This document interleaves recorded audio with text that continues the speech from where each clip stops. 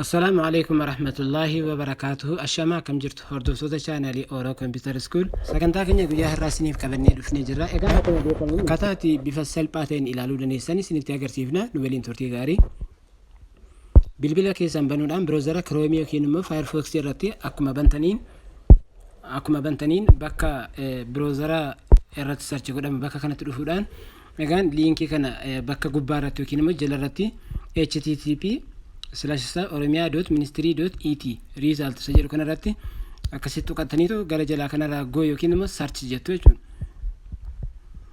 Egaan akkasitti search godhee isinii fida. Check your result jedhee amma fidee jira jechuudha. Asirratti waa lama kan guutamu jechuudha. Innis registration number fi first name dha. ID barataa sanaatii fi maqaa jalqabaa qofaadha. Maqaa jalqabaa qofaa san bakka kanatti dhufuudhaan asirratti ID isaa barataa sanaadha asirratti galchitu.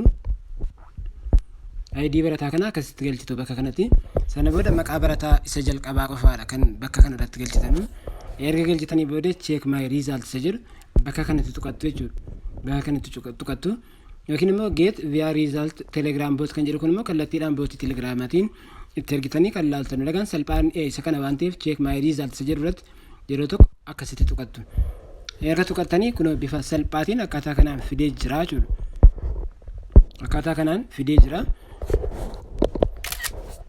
Egaa asirraa akkuma argaa jirtan kun barataan kun amma maqaa isaa ID isaa umrii isaa mana barumsaa isaa fidee jira. Asitti immoo result summary waliigala qabxii isaadha total score jedhee fidee jira. Average as keessa barataan kun amma darbee jira. Average 73.1 fidee darbee jira jechuudha.